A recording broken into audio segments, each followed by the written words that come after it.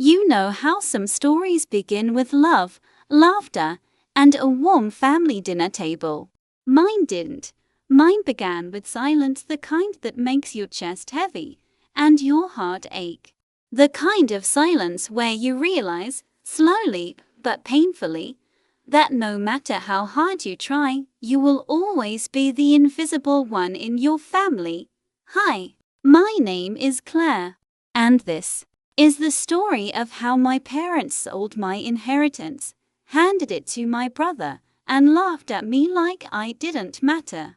But they didn't know one thing: I was patient. I was watching. And I was planning, because one day, years later, I would stand before them, not as the daughter they dismissed, but as the woman who bought their company, and fight them. But let me not rush. Let's go back to the start. I was the youngest of two children. My brother, Jason, was 2 years older than me, and from the moment he was born, he was my parents' golden child. Jason was the boy who could do no wrong. If he got a C in school, it was because the teacher was too harsh. If I got an A, it was just expected. If Jason scored 1 goal in soccer, it was celebrated like a national victory. If I won an art competition, it was brushed aside as cute. And you know what the worst part was? It wasn't the lack of praise. It was the look in their eyes, that tiny spark that told me, Jason matters more. At first, I told myself it was just my imagination. Parents love all their children, right? They couldn't possibly prefer one over the other. But oh, they could. And they did. Growing up, I noticed that even my grandfather, my dad's father, favored Jason less. Grandpa Henry had a soft spot for me. Maybe it was because I would sit with him for hours, listening to his stories about his youth, his travels, and his land, a vast, fertile piece of farmland that he always said was the heart of our family. Grandpa used to tell me, "Claire, one day, this land will be yours. You're the only one who sees its value. Jason doesn't care about soil or crops or legacy. But you listen." I thought he was just being sweet. But then, when he passed away, I found out it was true. In his will, Grandpa left me that land. Not Jason. Not my parents. Me.it was the first time in my life I felt chosen. Like someone had looked at me and said, "You matter. You deserve this." But that joy didn't last long. When my parents found out, they weren't happy. They didn't congratulate me. They didn't say, "Grandpa must have really loved you." Instead, my father's face tightened and my mother pursed her lips like she had swallowed something bitter. "Clay," my mother said, her tone sharp, "it doesn't make sense for you to have the land. What would you even do with it? You're not practical." Jason smirked, leaning back in his chair.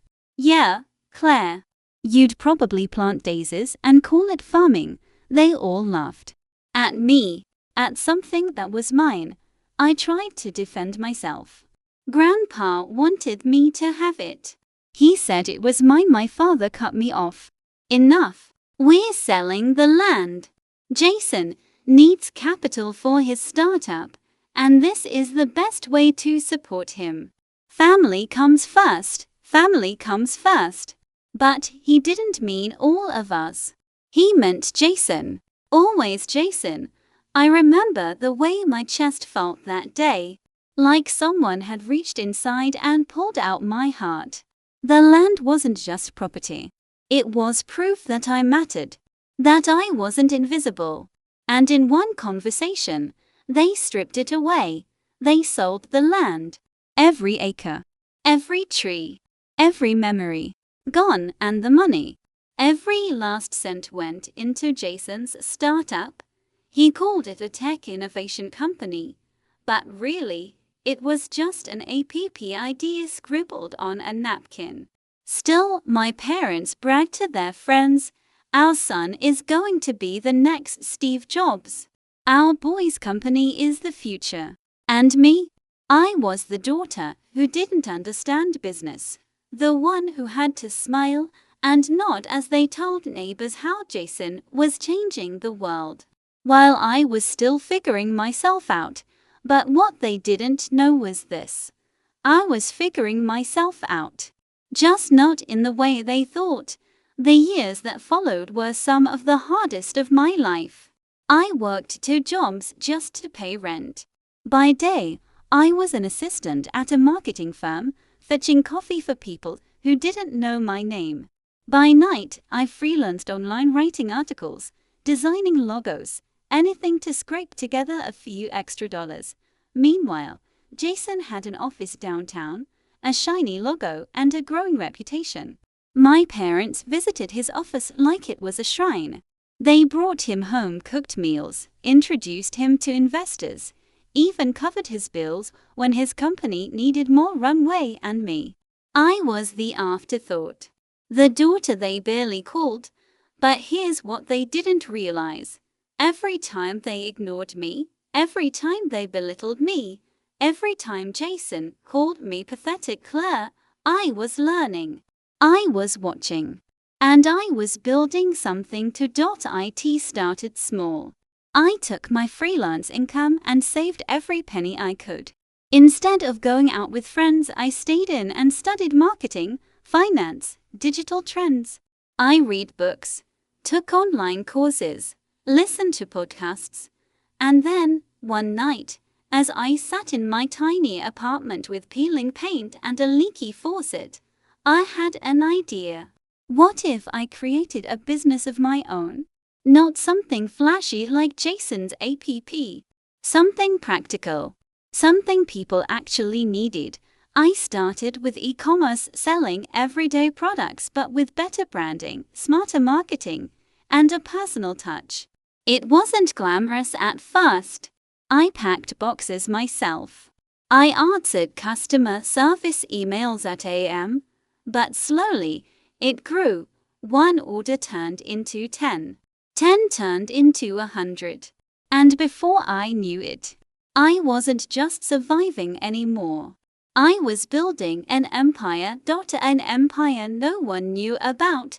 But here's the thing about secrets: they don't stay hidden forever. And soon, my family would come knocking, not to celebrate me, not to apologize, but to beg. Beg for the help of the daughter they had once betrayed. But when that moment came, I wasn't going to be the same invisible Claire. I was going to be the woman who held all the power.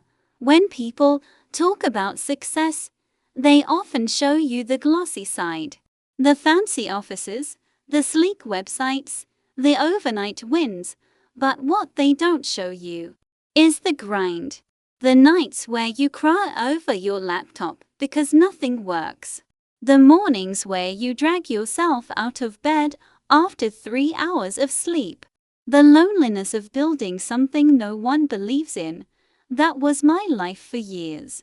Silent, invisible, but relentless. I remember one night especially while it was winter and my heater had broken down. I was sitting on the floor of my apartment, wrapped into blankets, with my laptop balanced on my knees. My fingers were freezing, but I kept typing. A notification pinged. Order received. Then another. And another. My online store was starting to move. Not fast, not wildly, but steady. It was like watching a seed you planted finally push through the soil. Small, fragile, but alive. Meanwhile, Jason's company was all glitz and glamour. My parents visited him every weekend, helping him decorate his office, talking about his vision. They'd come home and brag about how Jason had just met with investors, or how he was attending another networking event. "Claire," my mother would say over the phone, "you should learn from your brother. He's going places. Going places. Funny. Because behind the polished exterior, I noticed things they didn't. Jason spent more money than he made. He threw lavish parties to impress clients, rented a luxury car he couldn't afford, and kept hiring people without paying them properly. He was good at looking successful. But real success, that was another story. I kept my head down. Every time they mocked me, I worked harder. Every time they said Jason was the future, I reminded myself, I'll show them. I reinvested everything back into my business. Instead of designer clothes, I bought better inventory. Instead of vacations, I upgraded my website. Instead of bragging, I stayed quiet. My friends didn't understand. Claire, you're young. Live a little. Why are you working so hard? Because I knew one day my moment would come. And when it did, I wanted to be ready. One afternoon, I was packaging orders when my phone rang. It was my mom. Claire, we're having dinner at Jason's office tonight. Come by. Maybe you'll learn something. From Jason. The irony nearly made me laugh. Still, I went. Not because I wanted to, but because I wanted to see for myself what he was up to. When I walked into his office, I almost choked. The place was massive. Polished floors, sleek furniture, a huge logo on the wall. Employees hustled around in branded t-shirts. My parents sat in the conference room, looking proud as ever. Jason spotted me and smirked. Well, if it isn't little Claire. Still working your... What is it again? Online trinkets. My father chuckled. Jason, don't tease your sister, then. Turning to me, you really should think about helping Jason out instead of wasting time with your little projects. That's what they called the company I was building with my own two hands. I bit my tongue. I wanted to scream, to tell them how wrong they were. But instead I smiled. Because I knew something they didn't. Jason gave us a tour, showing off his new product launch. It was flashy, sure. But as he talked, I noticed something. The numbers didn't add up. He bragged about sales that didn't match his expenses. He glossed over questions about profit. And when one of his employees asked about paychecks, he brushed it off with a fake laugh. My parents didn't notice.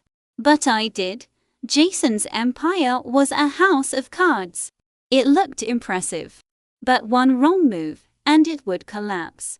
After dinner, my mother pulled me aside. Claire, she whispered, don't you think you should invest your savings into your brother's company? He's doing so well. If you help now, you'll benefit later. I almost burst out laughing. My savings? The ones I built from scratch, from sleepless nights, from sacrifices. They wanted me to pour it into Jason's black hole of a company. I smiled politely. I'll think about it. But in my mind, I promised myself, never. Not a single dime. Months passed. Jason's company kept making headlines, but the cracks were widening. I heard whispers from employees about delayed paychecks, rumors of investors pulling out. And then, one day, I saw an article online. Local startup struggles amid financial mismanagement. Jason's face was right there, plastered across the page. His empire was starting to crumble. Meanwhile, my business was thriving. I had expanded to 3 product lines, hired a small but loyal team, and opened a modest office of my own. It wasn't flashy, but it was stable, profitable, real, and still, my family didn't know. To them, I was just Claire, the daughter who hadn't figured things out yet, and that was fine. Because the less they knew, the sweeter my reveal would be. One evening, as I was leaving my office, My phone buzzed. It was Jason. "Hey sis," he said, his voice unusually soft. "Got a minute?" I froze. Jason never called me. Unless he wanted something. "What's up?" I asked. He sighed. "Look, things are a little tight right now. Some cash flow issues. You've been working, right? Maybe you could spot me a loan. Just until things pick up again." I almost laughed. Jason, the golden boy, asking me for money. Oh, how the tables were turning. I kept my voice calm. "I don't really have much to spare, Jason. I'm just getting by," he grunted. "Figures. You've always been useless," and he hung up. But I smiled all the way home. Because if Jason was calling me for money, his empire was closer to falling than I thought. Little did I know, that was just the beginning. Because soon, my parents would get involved. And what they asked of me would test every ounce of restraint I had. When people are desperate, they suddenly remember the people they once ignored. And my family was no exception. By the time Jason's company hit its third year, the shine had worn off. Investors were pulling out. Employees were quitting. And the newspapers that once called him a rising star were now calling him a cautionary tale. But of course, my parents didn't want to see the truth. Not at first. One Sunday afternoon, my mom called. "Claire, come over for dinner. We need to talk." The way she said it serious, clipped made my stomach knot. I knew what was coming. When I arrived, the table was already set. Jason slouched in his chair, looking pale and restless. My father sat stiffly, his jaw clenched. My mother gave me a strained smile. "Claire," she began, "you know Jason's company has been having some challenges. That's how she sugarcoated it. I nearly laughed. Jason cut in, snapping, "We just hit a rough patch. It happens. Startups are unpredictable." I leaned back in my chair, folding my arms. What does this have to do with me? Silence. And then my father said it. "We were thinking maybe you could help Jason out financially. You've been working, haven't you? Surely you've saved something." I almost choked on my water.me. The daughter they ignored. The afterthought. The one who apparently wasn't practical. Now suddenly I was the solution. I kept my voice calm. "I don't have that kind of money, Dad. I'm just managing to get by." Jason scoffed. "Figures. You've always been useless.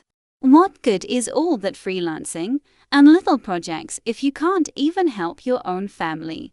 My mother frowned at me. "Claire, this is about loyalty. About supporting each other. Your brother has so much potential, we can't let it go to waste." I wanted to scream. What about my potential? What about the land you stole from me? What about the years I've been invisible?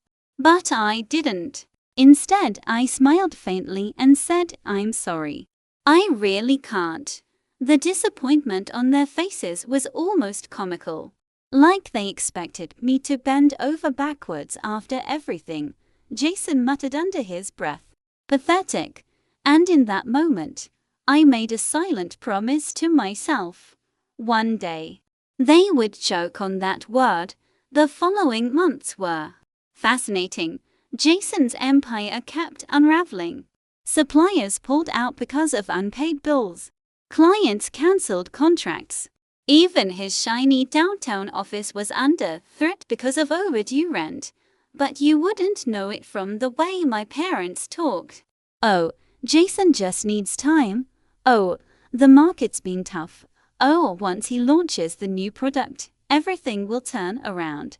They clung to hope like it was oxygen. And I let them. Because while they were busy propping up Jason's crumbling castle, I was building mine brick by brick. By now, My company wasn't just doing okay. It was thriving. I had 3 full-time employees, a growing warehouse space, and partnerships with suppliers across the country. We weren't some flashy Silicon Valley startup, but we were profitable, solid, and I had something Jason never did: loyal customers, but I still kept it hidden.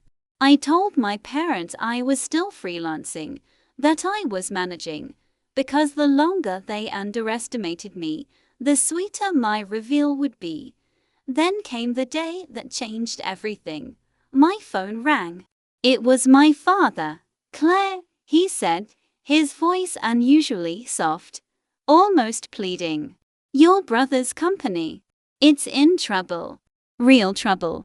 The bank is threatening foreclosure. If we can't raise money soon, it could all be over." I stayed silent, waiting. Finally, he said it. "Claire, you're our only hope. You must have something saved. Please help your brother." I almost laughed. Me, their only hope. I pictured Grandpa Henry's land. I pictured the smirk on Jason's face when they sold it. I pictured my parents' laughter when they told me I was too impractical to keep it. And now, years later, they wanted my help. I took a slow breath. "Dad, I wish I could. But I really don't have much. I can barely manage my own expenses." The silence on the other end was heavy. Then my father sighed. "I see. Well, I suppose not everyone is meant to achieve great things." And just like that, he hung up. Not a thank you. Not an ounce of understanding. Just disappointment. But instead of breaking me, his words fueled me. Because I was achieving great things. They just didn't know it yet. Jason's downfall was no longer a matter of if, it was a matter of when. His investors sued him for mismanagement. His employees blasted him online for unpaid wages. And within 6 months, his company officially collapsed, bankrupt, gone. My parents were devastated. They cried. They raged. They blamed the economy, the investors, the employees, everyone but Jason and me. I watched in silence, because I knew the story wasn't over. Not even close. What came next was something I could never have predicted, because my family wasn't done using me yet.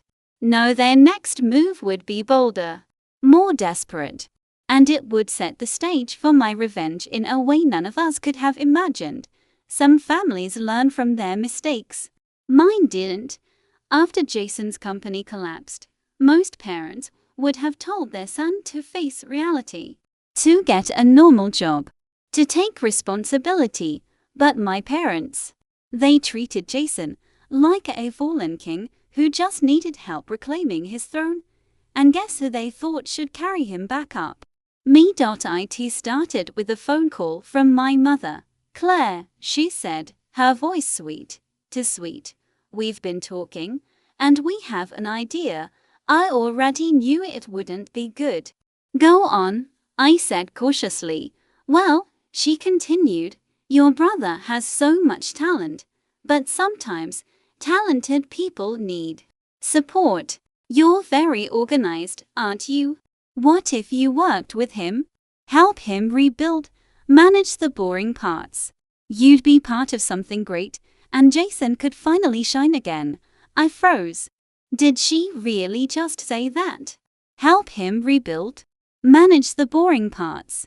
Like I was supposed to be his secretary while he took all the credit. I forced a laugh. I already have work. I can't just drop everything." Her tone hardened. "Claire, this is family. You should be willing to sacrifice for your brother." Sacrifice. That word again. The same word they used when they stole Grandpa's land. I kept my voice steady. "I'll think about it." But in my mind, I already knew the answer. Never. The pressure didn't stop there. The following weekend, they invited me over for dinner. The table was heavy with food the air tense with expectation. Jason sat across from me, arms folded, looking smug despite his failure. My father cleared his throat. Claire, your brother has a new idea. Something revolutionary. We believe it could work this time. But he'll need your help financially and structurally. I arched an eyebrow. Structurally? Jason leaned forward, grinning like he was doing me a favor. You're good with details, right? Paperwork, customer stuff, all that boring admin junk. You could handle that while I focus on the big picture. Investors trust me more anyway. But don't worry, I'll give you a small share of something he hadn't even built yet. While I did all the work, I felt heat rise in my chest. They really thought I'd settle for scraps. I set down my fork slowly, meeting each of their eyes. Let me get this straight. You want me to do all the work, invest my money, and stay in the background, while Jason gets the spotlight? Jason shrugged. Basically, yeah.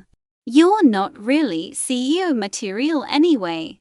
You don't have the charisma. That's what he called recklessness and arrogance. My father nodded approvingly. Your brother is a visionary, Claire.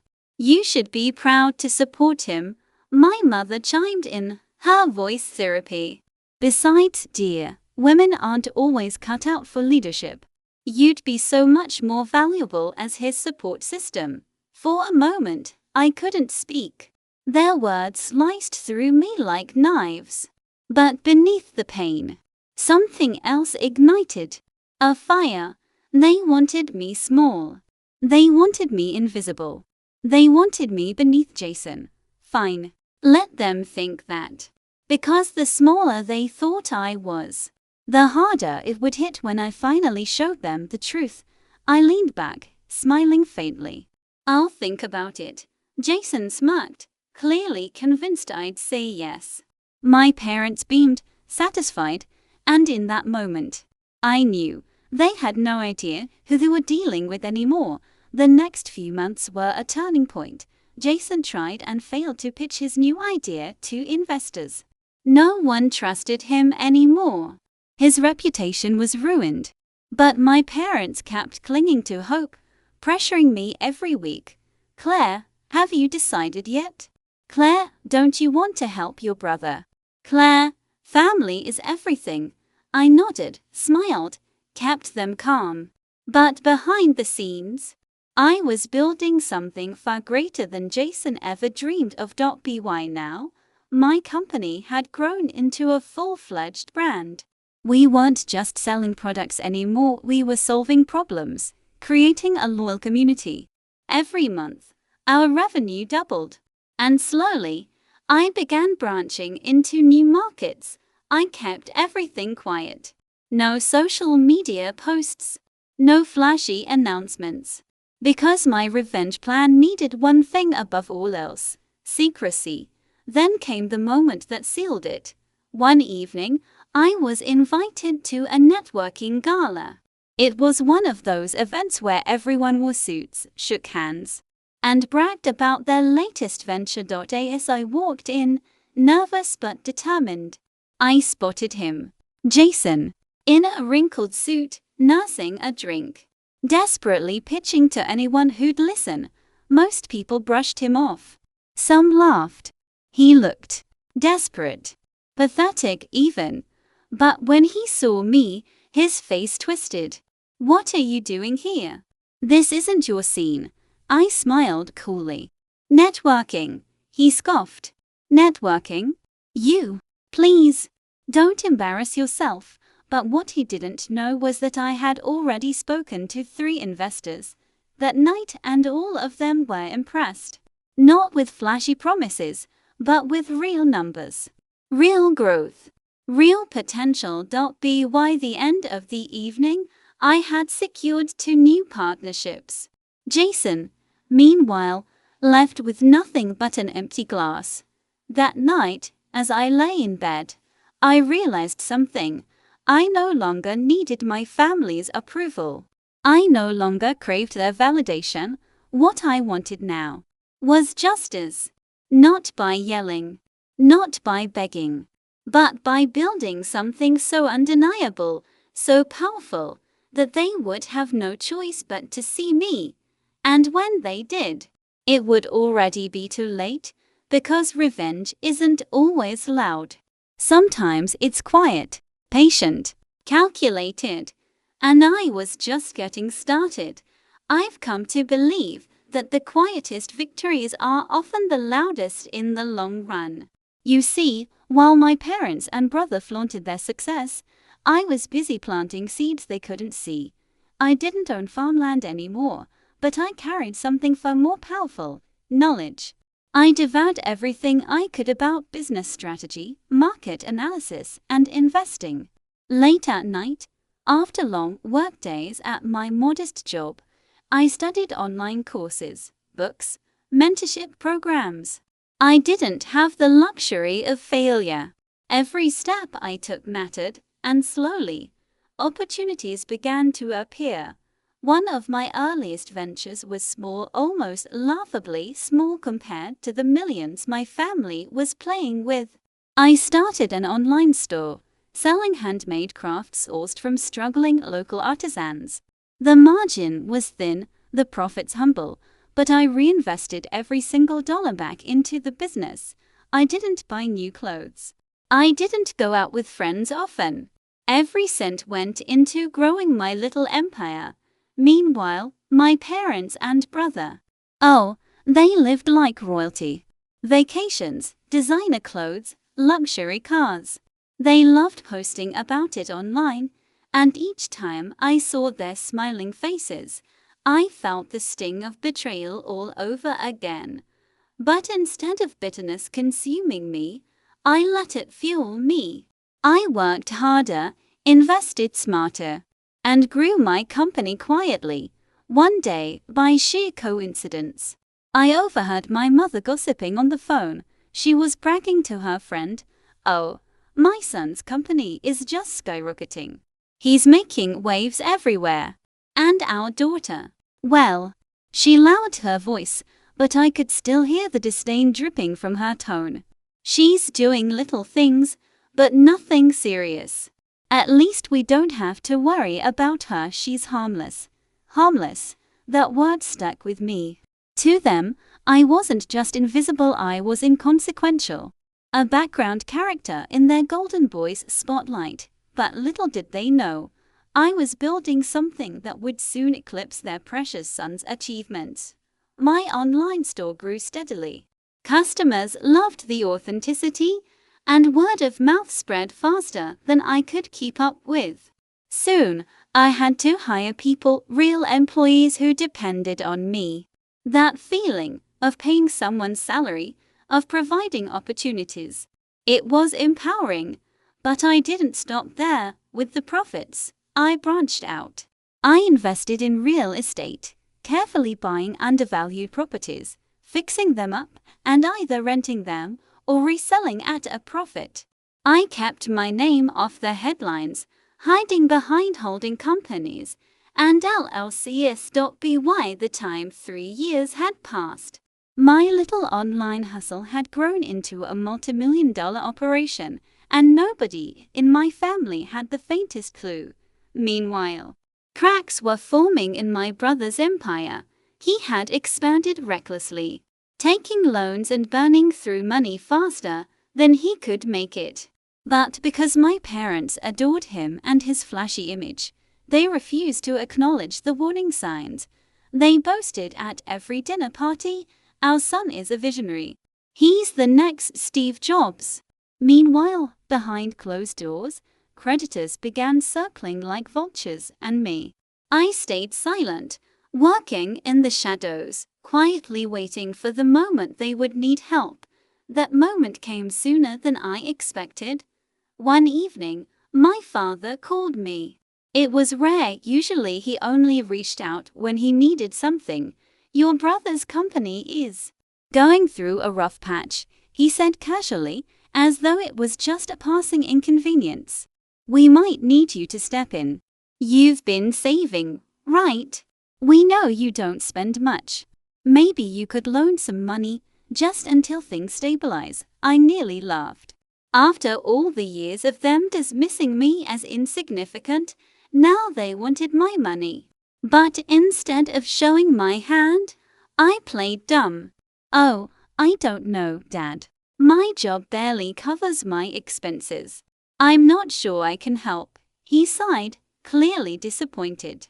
Well, think about it. Family supports family. After all, family supports family. Those words, coming from the same people who stole from me, felt like poison. After that call, I made a decision. I wasn't just going to stand by and watch their empire crumble. I was going to buy it piece by piece, until they were sitting in my palm begging for mercy. And when the time came to reveal myself, they wouldn't just see a daughter. They would see the woman they underestimated rise above them. Because harmless? No, I was the quiet storm. And I was just getting started. The thing about arrogance is that it blinds you. My brother was the very definition of it. He strutted around like a king, spending money he didn't have, investing in ventures he didn't understand, and treating employees like disposable tools. And my parents, they clapped for him at every misstep as if he was some kind of genius, but the market doesn't applaud arrogance. It punishes it. The first sign of trouble came when his company announced temporary layoffs. The press release painted it as restructuring, but I knew better. Behind those polite words were people losing their jobs and creditors demanding repayment. I kept tabs on everything quietly, secretly. I had contacts in the financial world now. Information flowed to me before it ever hit the headlines. And the reports weren't good. Debt piling up. Suppliers unpaid. Investors whispering about pulling out. My parents refused to believe it. At family dinners, they dismissed the rumors. Don't listen to gossip. My mother sniffed. Your brother is expanding. This is normal in business. I smiled and nodded, all the while hiding the knowledge that their golden boy was seconds away from collapse. One night, my brother called me himself. His voice was tense, the kind of tension that comes from desperation. Hey, sis, he began, as if the word sis was foreign to his tongue. I know we haven't always been close, but I need a favor. Just a loan. Temporary. 100,000 should cover it. 100,000. He said it like he was asking to borrow a cup of sugar. I nearly choked on laughter, but I kept my voice calm. Brother, I don't have that kind of money lying around. I work an ordinary job. You know that. Silence stretched on the line. He was calculating, trying to figure out if I was lying. Well, if you can't, maybe you could ask your boss for an advance. Or a bank loan? We're family. There it was again. That word. Family. I ended the call politely, but inside, fire burned. The same people who stole my inheritance now expected me to save them. They were about to drown in the very ocean they threw me into. Within weeks, things unraveled faster. The media caught wind of unpaid salaries. Videos of angry employees protesting outside the company gates went viral. My parents scrambled to spin it, claiming it was fake news, but investors aren't stupid. Stock prices fell. Clients withdrew contracts, and me, I was moving in the shadows, buying tiny fractions of their company through proxies. Not enough to raise suspicion, but enough to build a foundation. Every time their value dropped, I bought more. Every time creditors forced a sell-off, I snapped up shares through shell companies. They had no idea the woman they pitted as harmless was now their silent predator. One evening, I attended a family dinner. The tension in the room was thick. My father forced a smile. My mother picked at her food nervously. And my brother sat glued to his phone, probably begging some investor to reconsider. I simply sipped my water, pretending to be oblivious. Business is going through adjustments, my father finally said, breaking the silence. But we'll come through stronger. Your brother is brilliant. He just needs support. I tilted my head, feigning innocence. What kind of support? My brother snapped his eyes up at me. Money. We need investors who believe in the vision. If you know anyone with capital. His voice trailed off, his pride bleeding into his desperation. I smiled politely. I don't think I know anyone like that. And in truth, I did. I knew myself, but it wasn't time to reveal that. Not yet. Behind closed doors, I accelerated my acquisitions. I partnered with 2 trusted advisors, both women, who had been dismissed by my brother's company in the layoffs. They were brilliant, overlooked only because my brother couldn't see past his ego. Together, we devised a strategy: buy quietly, wait patiently, and when the time came, take control. Each day, their empire shrank. Each day, mine grew stronger. And each night, when I looked in the mirror, I reminded myself, this isn't just business. This is justice. They stole my land. They dismissed me as nothing. Now, I was about to own everything they had built on lies. By the end of that year, I controlled nearly 30% of their company through hidden channels. My parents still thought I was a struggling woman barely scraping by. My brother still thought I was harmless. But the storm was brewing. And when it hit, they wouldn't just lose their company. They would lose the illusion of superiority they had built their entire lives on. By now, I had become to people.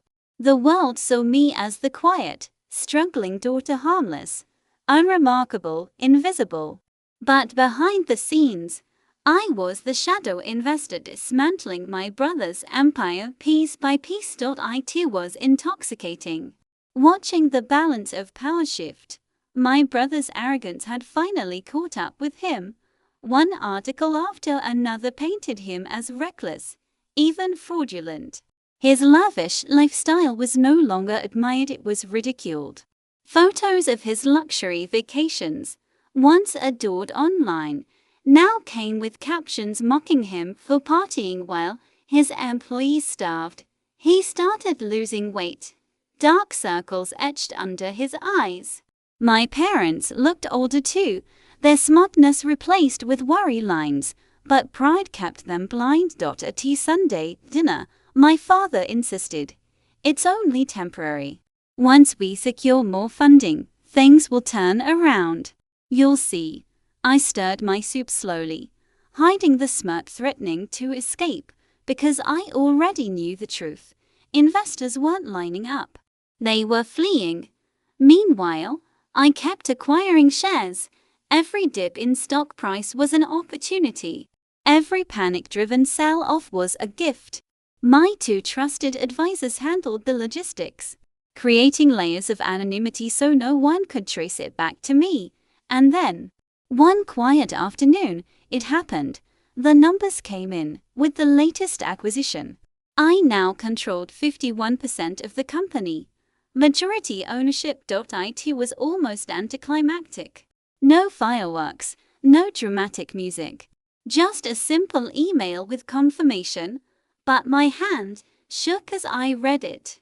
For years, they had stolen from me, belittled me, treated me like background noise.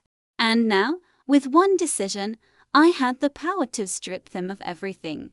Still, I didn't reveal myself immediately. Timing was everything. Instead, I watched them flounder. I watched as my brother scrambled to secure emergency loans, rejected at every turn. I watched as my parents whispered in hushed tones late at night, no longer sleeping peacefully. And then came the night my father showed up at my apartment. He looked tired, not the confident patriarch I grew up fearing. but a man frayed at the edges. Your brother's company is in trouble, he admitted. If it fails, it will ruin all of us. We need your help. I tilted my head, feigning innocence.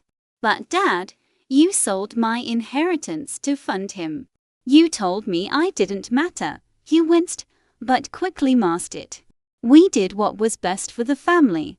But this affects all of us. Can't you put aside the past? Put aside the past. The past was the reason I was standing. The past was the reason I was about to win. But I smiled softly, masking the storm in my chest. I'm sorry. I just don't have the resources. He left frustrated, muttering about loyalty and family duty. If only he knew. Meanwhile, my brother's desperation turned ugly. He called me again, voice sharp this time. You're being selfish. You think you can just sit there while I drown? We're blood. If you don't help, everything falls apart. I let silence stretch before answering. Maybe you should thought about family when you took my inheritance. He cursed, slamming the phone down, and for the first time in my life, I didn't feel small. I felt powerful. The opportunity for the reveal finally arrived with a board meeting. Rumors were swirling that a mysterious investor had gained control of the company. Panic buzzed among the executives, each wondering who held the strings now. My parents and brother dressed in their best suits that morning, whispering about how to charm this new stakeholder. They had no idea. As I stood before the mirror, adjusting the sleek blazer I bought just for this day, I felt a strange calm. For years, they made me invisible. Today, I would make myself unforgettable. I walked into the boardroom, every eye turning toward me. My parents froze. My brother's jaw dropped. The silence was thick enough to choke on. I took my seat at the head of the table and folded my hands. Good morning, I said, my voice steady. As the majority shareholder of this company, I think it's time we discuss new leadership. Their faces drained of color, and for the first time in my life, they couldn't dismiss me. Because I wasn't just their daughter anymore. I was their boss. The silence in the boardroom was electric. I could feel the weight of every pair of eyes on me, executives shifting in their seats, assistants holding their breath, my parents and brother staring like I had just risen from the dead. My mother was the first to break. This must be some kind of mistake, she stammered, clutching her pearls like they might anchor her to reality. How could you? I met her gaze without flinching. There's no mistake.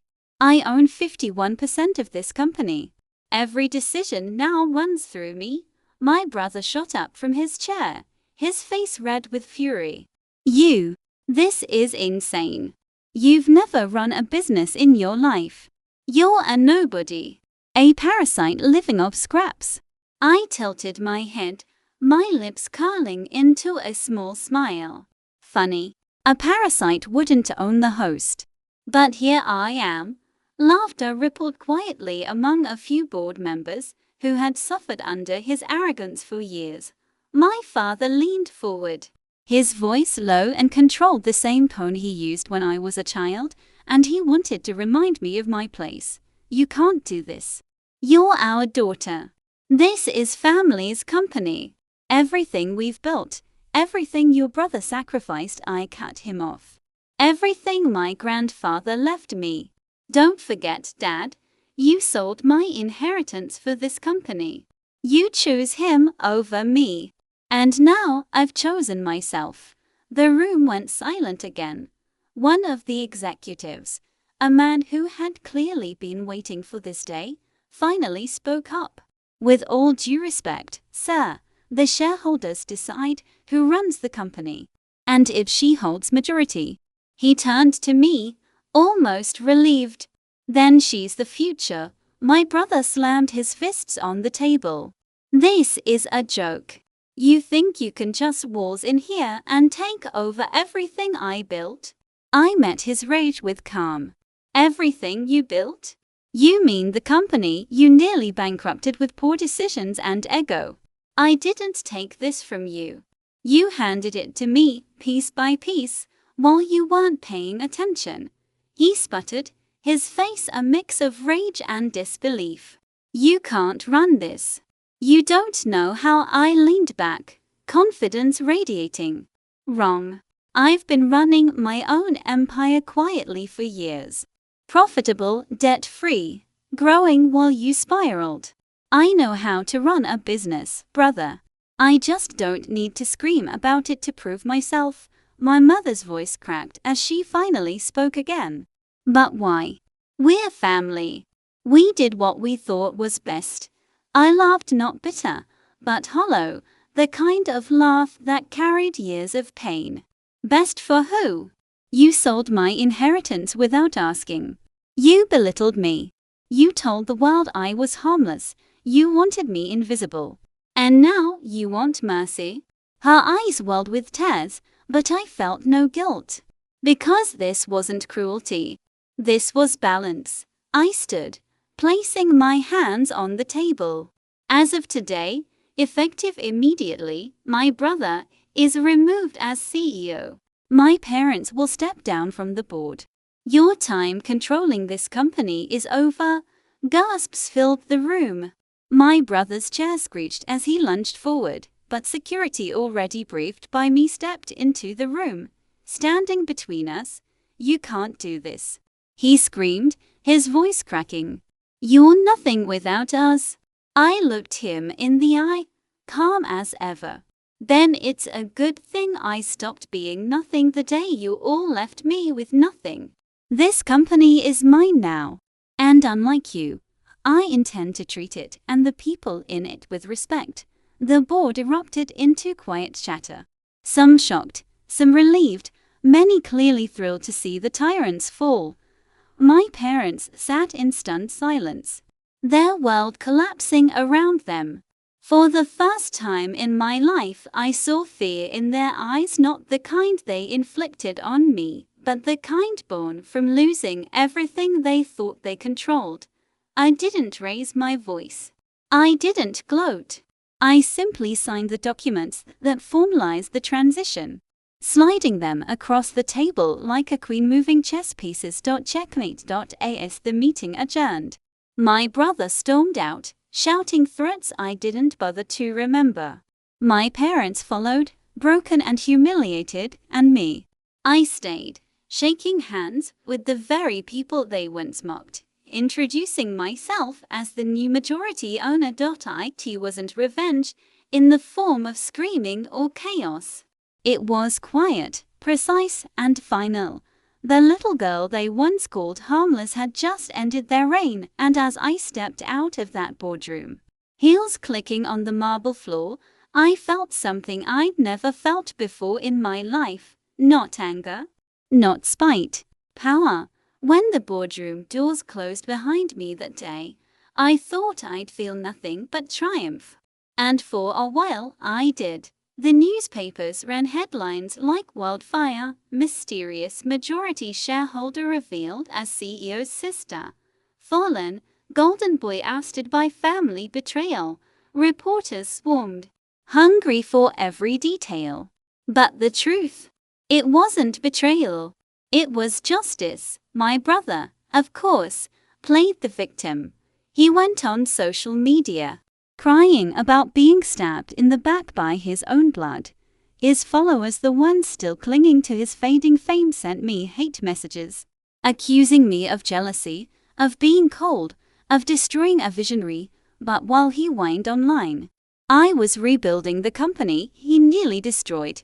The employees who once feared layoffs now had stability. Paychecks arrived on time. I promoted capable managers who had been ignored, especially women he dismissed as too soft. Slowly, the company's reputation began to recover. But my family didn't. My father refused to speak to me. When I called to check on him, he hung up without a word. My mother sent long, emotional texts, half blaming me, half begging me to reconsider.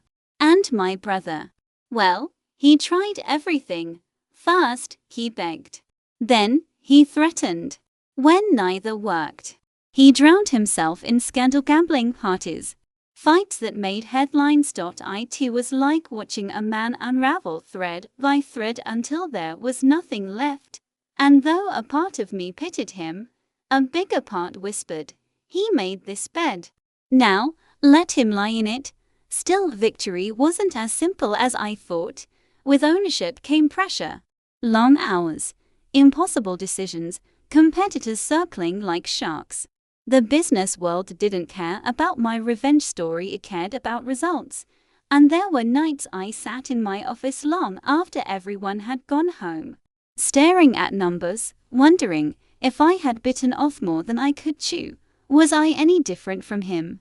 Had I let revenge steer me into waters I wasn't ready for? But then I remembered the faces of the employees who now had security. I remembered the artisans I still partnered with from my first small business, grateful for the opportunities I gave them. No, I was not him. I wasn't reckless. I wasn't greedy. I was deliberate. That was the difference. The biggest twist came a few months later. At a charity gala, a group of investors approached me. They had been watching me quietly, impressed not only by how I had stabilized the company, but by the other ventures I'd built in secret. We want to partner with you, one of them said, sliding me a card. Not just for this company, but for something bigger. You're not just a shareholder, you're a leader. For the first time, I realized this wasn't the end of my story. It was the beginning, but success had its cost. I'd be lying if I said I didn't feel a pang of loss when I thought about my family, when I drove past my parents' house once filled with laughter, now eerily silent, when I saw my brother in the tabloids, thinner, angrier, a shadow of himself. There was no victory dance, no happily ever after ribbon tied neatly around the story. Revenge had given me power, yes, but it had also left scars that no amount of success could erase. And yet, when I looked at myself in the mirror, I saw someone new, not the invisible daughter, not the harmless girl, not the scapegoat. I saw a woman who had taken back everything stolen from her and more. And though I didn't know exactly where the road would lead, I knew one thing with certainty: I would never be underestimated again. The thing about revenge is that it's never about the moment of victory. It's about what comes after. I had taken control. I had risen while they fell. I had been invisible for years, and now I was unstoppable. But staring down at the empire I've built, I realized something profound. Power is nothing without wisdom, and revenge is nothing without restraint. My family, broken, humiliated, desperate, came to me again. My mother, tears in her eyes, begged for reconciliation. My father, stiff and silent, finally acknowledged the mistake he had made. My brother, hollow-eyed and bitter, demanded his rights, thinking he could claw his way back. I listened. I heard every word. And then I smiled, not cruelly, not arrogantly, but with calm, deliberate authority. I own this company, I said. Every decision from now on will reflect who we are, what we stand for, and the values I've built it on. And while you once underestimated me, I have no intention of repeating your mistakes. I could have crushed them completely. I could have locked them out, forced them to beg, humiliated them in public. But I didn't. Instead, I offered terms. I would keep the company in the family name, yes, but I would run it. They would have no power unless they contributed something meaningful. My brother could stay on only if he proved he had learned responsibility. My parents could be advisors, not rulers. It was justice. It was fairness. And it was poetic. Over the next few months, I transformed the company completely. We implemented fair policies, employee benefits, and mentorship programs. Women and men alike were promoted based on merit. Projects flourished under careful management, and my family, they had no choice but to witness it all. My mother, once dismissive, learned humility. My father, once controlling, learned patience. And my brother, well, he eventually learned accountability the hard way, but more than revenge or victory. I realized I had gained something I've never had before: self-respect. The years of being ignored, belittled, and underestimated had shaped me, yes. But they had not broken me. They had forged me into someone stronger, smarter, and unstoppable. I wasn't just reclaiming what was mine. I was creating a legacy of my own. And as I stood in my office one evening, looking out over the city skyline, I allowed myself a small smile, because finally, I could say with certainty, I was seen. I was respected. I was unstoppable. And the little girl they once called harmless, she had just rewritten the rules. Revenge had been sweet. But triumph, built on perseverance, intelligence, and restraint, was sweeter. And from that day forward, I didn't just survive. I thrived, and I would never, ever be invisible again. Thanks for watching. Hoped you liked it. What do you want to hear from us in next video? If you have any incident in your life, please let us know. We would love to share your story.